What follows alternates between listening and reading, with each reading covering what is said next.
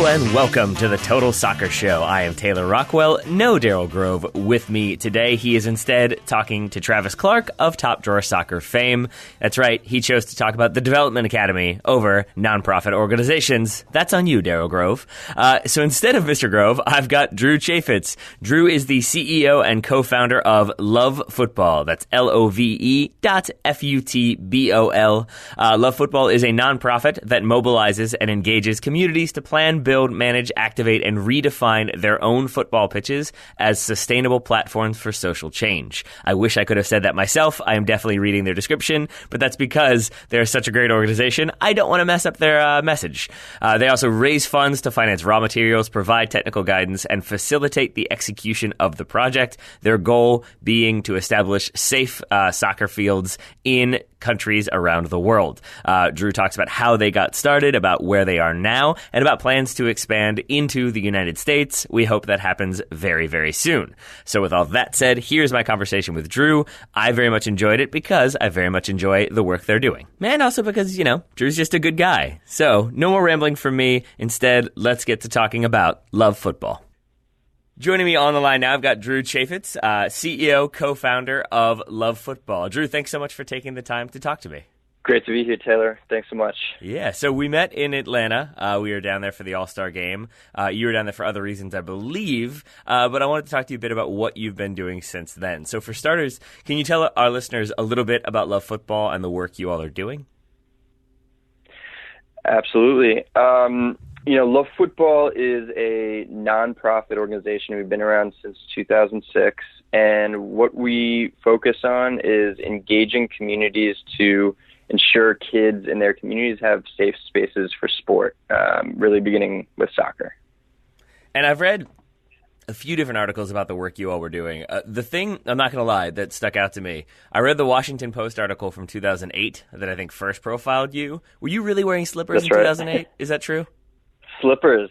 Yeah, that's what it went with. It's like Drew Chafetz is wearing slippers around his parents' home, but he's also working on this project. It was a very dramatic introduction. That is dramatic. I, have put that story in my past, I guess. But I had a long history of working out of my folks' place for many years. So there were, comfort-oriented moves I made back in the day. But I'm glad to have moved on from that stage. I gotcha. I was just struck by what kid fresh out of college is wearing slippers. I was curious, but I was also curious by obviously the work the organization's doing. What made you want to pursue this type of work?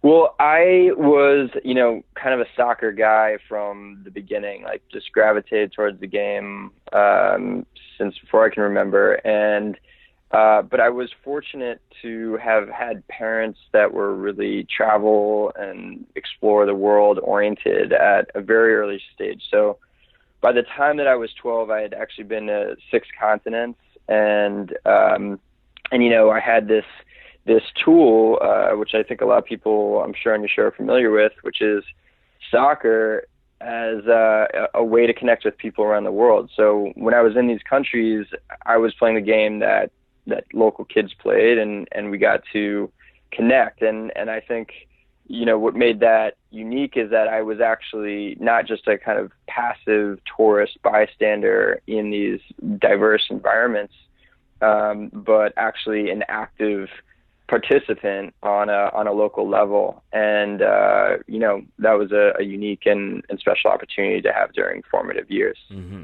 So then what exactly, what was the catalyzing moment for you? So yeah, thanks. That's kind of part one.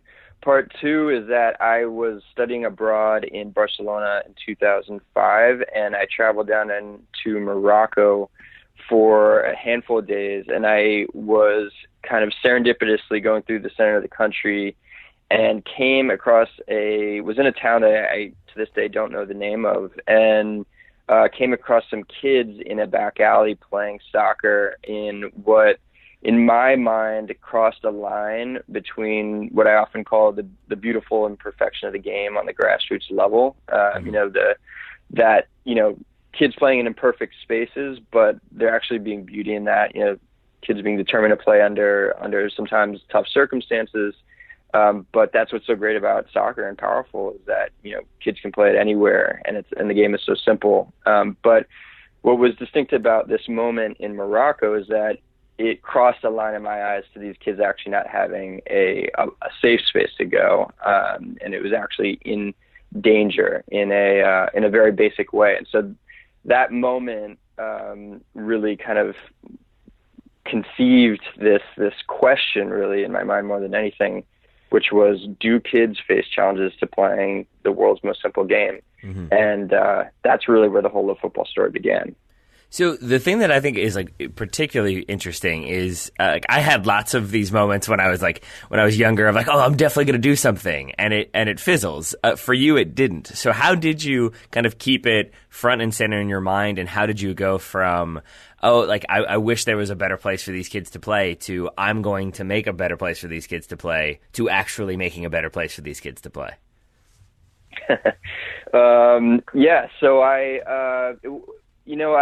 For me, this was a big culmination in my life, and it just in a very deep way. I felt like it was fundamentally not right that kids don't have access to soccer. This most simple game.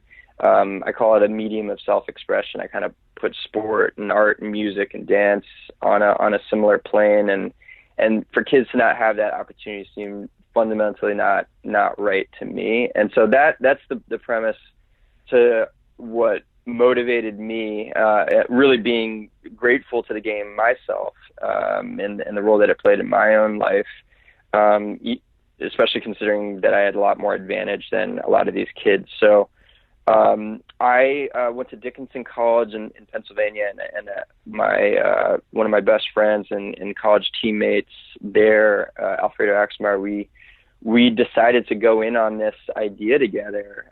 We kind of saw eye to eye about soccer on the grassroots level, and we had some connections in Guatemala, and liked the idea of being there because we felt it had a strong correlation between pretty profound degree of poverty and also soccer passionate culture. And that was kind of the combination of factors that we felt like maybe this idea belonged. And so we explored that concept, that question that I mentioned, do kids face challenges playing soccer in Guatemala in 2006, and learned that they have great challenges to play from a variety of different perspectives that we hadn't considered before. And from there, ended up piloting our first projects after raising some funds in the U.S. So yeah, that's kind of how we then actually started to pilot the idea. So in terms of both raising the funds and I'm assuming going to Guatemala, trying to convince like the locals in the area, we want to build this structure, we want to build this field. Were you met with skepticism along the way, or were people pretty on board from the outset? I think that, coming from my perspective, and I'm sure people identify with this, we did not want to impose our idea on anyone. And, we felt like it was important, but really wanted to approach communities from kind of like a question standpoint, is this a need? And what are the challenges? And we had identified some prospective communities to work with, and one in particular, Villanueva, which was a small village of 55 families in western Guatemala. We were able, through some of the partners that we developed during this kind of exploratory trip, to gather a community meeting, a first meeting, and we said, look, we raised some funds to support raw materials, and we can bring some technical expertise, but really we can't do this without you. And those words are really what guide the how of our organization to this day, which is that we depend on the communities that we work with to succeed. And so from that very first day in Villanueva, it's a pretty intense work life that they have. 6 days a week, getting up before the sun rises, working in the fields, coming back when the sun is set.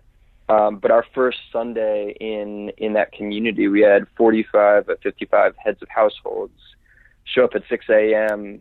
to start working on this project together. So it kind of birthed this, what became our methodology of community-driven soccer spaces. So, not really the same at all, but this is the best comparison I can go with. I had a friend living in Kurdistan in northern Iraq who was trying to, I think, implement soybean growth there, and there was a lot of resistance because it was sort of like, no, this is how we've always done it. It works for us. We don't need to try different things. Was there any pushback, or were people was there any pushback in the sense of, was the local community sort of like, I don't know, like they've got places, it's fine, or was it kind of from the outset like, yes, we want this in place. We're really excited for this to be here.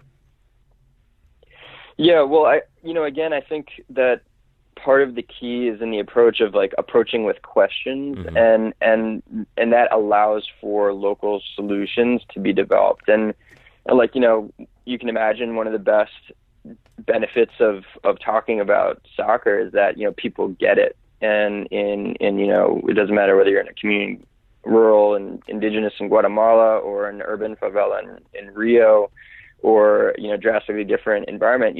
We have a simple message around creating spaces for kids to play soccer, and people get that, parents get that. And, but yet our approach leaves open the possibility for local solutions. So, the type of pitch, what can be maintained realistically, the materials used, where the space should be. Really, we have a structure for locals to answer those questions their best way, and that way they don't just have ownership over kind of the project process, but then this end result, this asset that they've created in the community. And what's cool about that is that you're achieving your mission, ensuring kids have a safe space to play, but through the process you are really creating a tangible symbol of community strength and unity, and a platform for long-term social development, which is our goal. So you mentioned Rio earlier. So how did you go from Guatemala to expanding into Brazil, expanding into Mexico? It seems like you all are primarily focused in Central and South America. Why did you decide to focus on those areas? Yeah, so we kind of looked at Guatemala as like a testing ground for our idea, and there's a lot of diverse indigenous communities, and we ended up doing 9 projects there across a 5-year period. And this is where we really developed this methodology around community-driven sports facility projects. And so, we have an average of 2,500 volunteer hours dedicated from the local community, usually over 100 volunteers, and up to 300 and sometimes even more volunteers. So it's really a considerable community effort, and that's what we learned during this phase in Guatemala. In 2011, we had an opportunity through a grant from the IDB, the Inter-American Development Bank, and FIFA to expand this methodology that we developed to Brazil. And this was in advance of the 2014 World Cup. And my top business partner over the last eight or so years, Mano Silva, is from Brazil. And with this grant, we started to pilot the idea again in a new country, and started to bring on corporate sponsors. So we started working with Coca-Cola, a regional bottler, and that led to a relationship with Coke Brazil, and then actually Coke Global. And so that's when we really started to not just have a methodology around these projects, but a financial model where we could fund projects at one time with these kind of either domestic or international sponsors. So that, led us through a number of years in Brazil. We've done roughly 15 projects there to date, and started to, through the energy of the World Cup and a lot of visibility we got through relationships with some pro players like Hernanes and David Luiz, started to bring on bigger sponsors.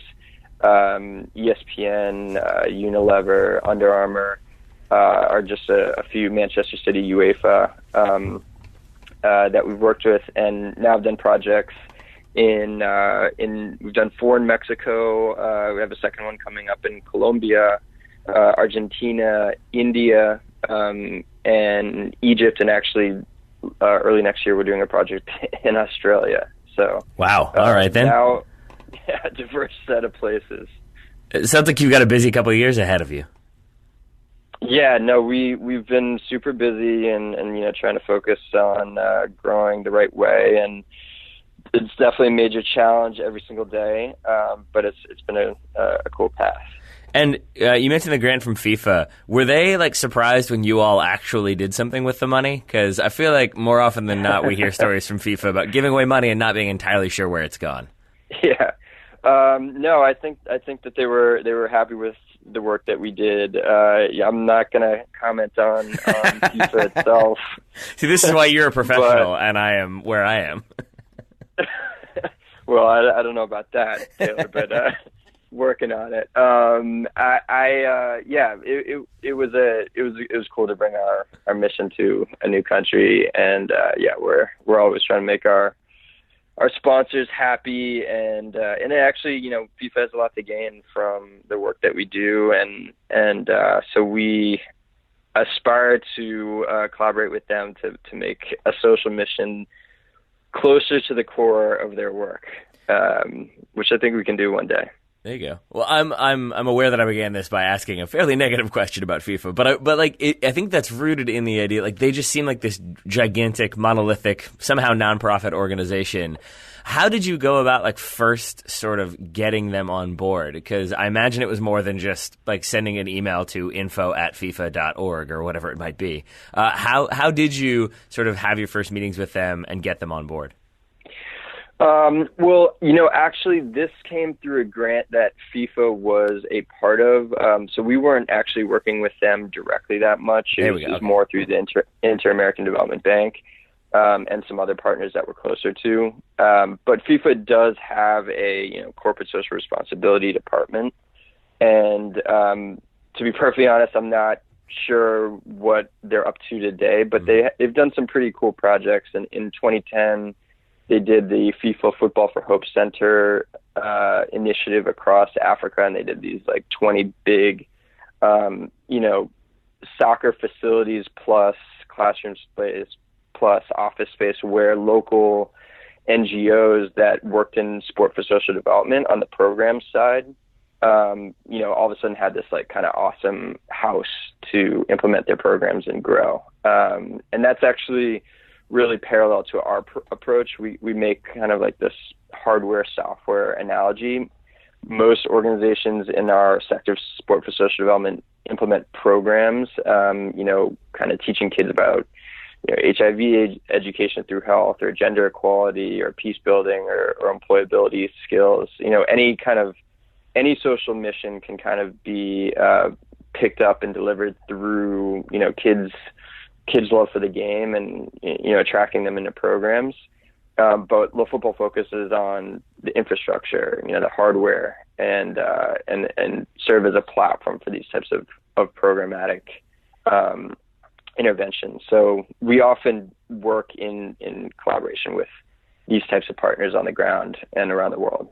And is it the partners around the world who are reaching out to try to get you to come to the different countries that you've mentioned that you are going to be expanding to? Like, how do you decide on a new country? Does somebody reach out to you? Do you reach out to them?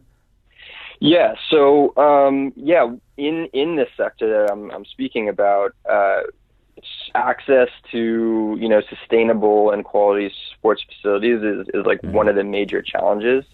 And so, we have groups reaching out to us regularly from around the world saying, we can really benefit from a sports facility, and they kind of, with respect the way that we approach projects. And so we, having a sector focused solution is a huge objective for us. Right now, we're in a phase of our organizational history where, we're pretty dependent on sponsors to fund these projects. And so we're often trying to match their interests and like markets that they want to be in with Love Football's mission. But we often reach out to these local partners, these local NGOs on the ground, if ESPN, for example, wants to do a project in Buenos Aires, we would reach out to our network of soccer for development organizations on the ground in Buenos Aires and see, do you have need for a sports space? Can you reach a new community with your programs through a sports space project? And so it really happens both ways.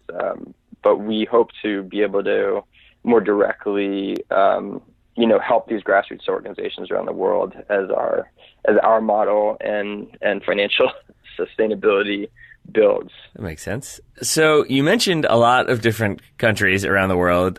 You did not mention the United States, and I was wondering, do you have plans to perform similar services here in the U.S., or is that maybe a bridge too far right now? Yeah, that's actually one of our top strategic goals and has been over the last few years. One thing that I actually learned, I spent a lot of time abroad growing up and through Love Football. But what I wasn't really aware of is frankly the level of poverty at home in the States. Mm-hmm. And, I visited, places in Baltimore and, the west side of Atlanta and Trenton. And, kids are living in really, incredibly difficult environments where there's not, positive public spaces that, are owned and kind of like driven and ran by the community, that are inspirational and secure. And so, particularly in the context of soccer in the U.S., it's a little bit different for us because soccer isn't always the organic game, as it has been for us internationally. But we feel that we can bring something unique here because this isn't just about building spaces, which there's a huge focus across our sector in the U.S. and for soccer in general, mini pitches and ensuring spaces in urban and lower income environments. But for us, it's really not just about building these spaces. It's about building a relationship between the communities in those spaces. And so, if you want to build a culture of soccer, having locals, having the parents and local leaders and local nonprofits all collectively with ownership and emotional attachment and relationship to each other and that space is, I think, a powerful way to contribute to growth of the game at home. And so, we really see a huge opportunity for that and are trying to, we're fortunate to have some commitments from sponsors to do projects in the U.S. next year, and most likely in Philadelphia. And, that'll allow us to get our feet wet and understand how we can really best bring our value proposition to the U.S. So huge objective, and we hope to bring news of new projects next year. You said maybe next year in Philadelphia, this coming year? Yeah, that's one of the places where we've been shown most interest and are having good conversations with sponsors. But so you say it's about building the connections, having the relationships in place. How do you do that though? Because I don't know your full bio. I don't think I read your LinkedIn, so I can't comment. But it seems like you don't have that big of a connection to Philly. So how do you go about establishing that? How do you kind of show oh no, we're not just coming in and trying to take a bunch of land and do what we want with it and turn it into a for-profit facility? How do you go into it? How do you approach the local community to get them on board? Yeah, so, as I mentioned in Philly, to use that as an example, there are local nonprofits that already work in sport for social development and already have strong relationships with their communities and have local knowledge. And so this is actually a big part of our operations model today is working through these types of local nonprofits in sport for development to engage their communities around this type of a project. So, the way that works is, once kind of gathering a core mass of interest from local leaders, we expand the conversation to a wider community level and start gathering stakeholders across a number of different local groups. And so this is, it's quite diverse, health organizations, local business, local municipalities, gender-focused groups, NGOs, schools, youth and women specifically, sports groups. And in each of these unique groups, there is a different role, and we actually create captains of kind of small workforce groups. That's the rough translation from Portuguese, but and these individuals. Wait, how do you say it in Portuguese? Multidão. It means like a labor group, a labor workforce group. Yeah. I'm learning. I'm learning my Portuguese. So delegating specific tasks, like having a construction group, a safety group, a beautification group to beautify the general area, even a food group to feed the volunteers on work days and build days. So we'll partner with local construction companies to deliver the product on a professional level up to standards of safety and play, but engage the community to actually build elements, volunteer to deliver certain elements of these projects. And it depends on each project. Sometimes we do turf pitches, sometimes they're concrete, hard surface courts. We've even done sand courts and grass. So again, to that local solutions point, each project is different in that way. A concrete court doesn't sound particularly forgiving, Drew.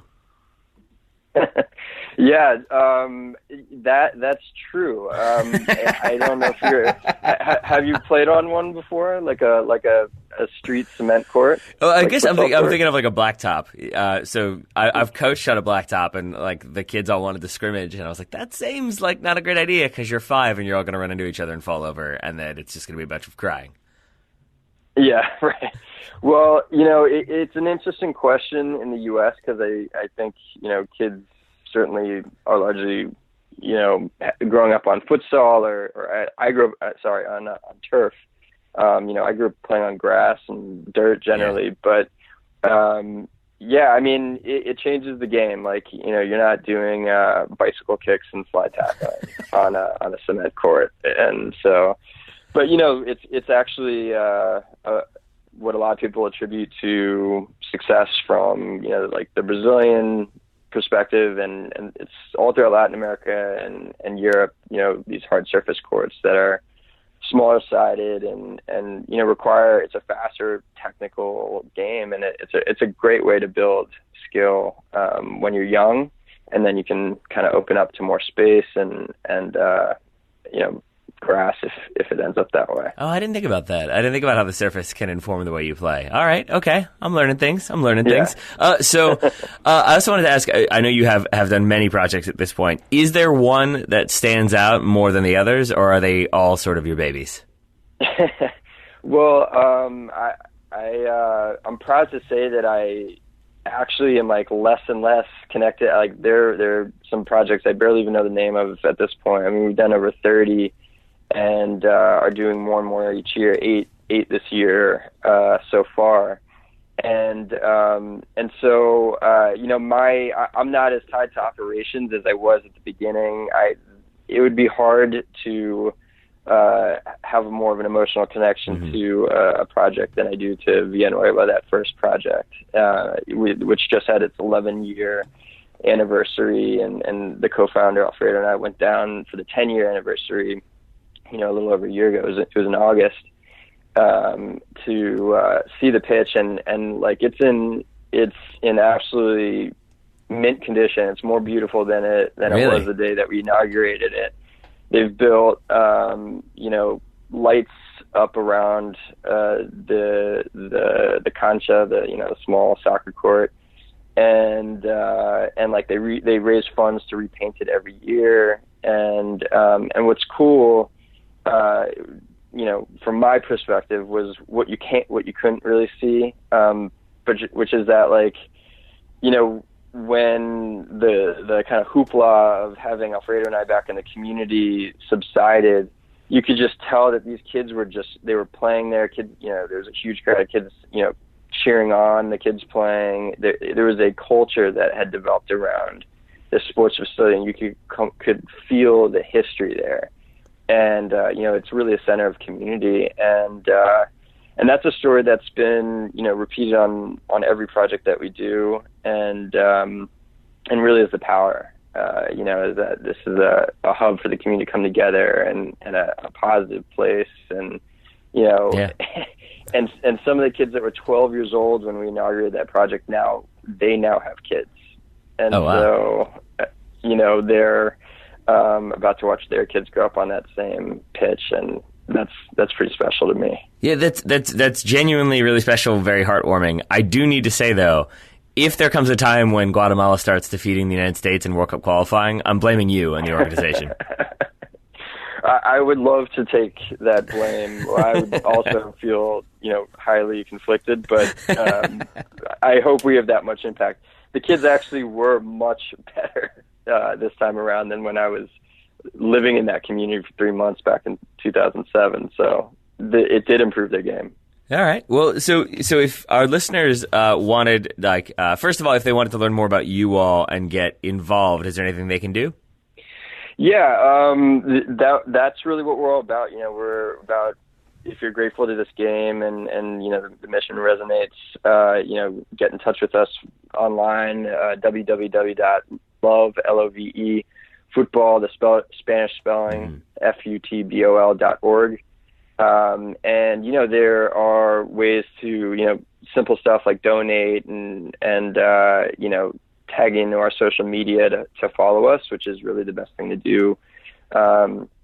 Or, you can take it to a next level and try to raise funds. We've got, some smaller projects like upgrades to some of our existing facilities. A community might really want lights or, to build a changing room next to the field or something like that. And there are these mini projects that people can sponsor, and we're always looking for that type of support. And so yeah, reach out to us online, and we'd love to work with you.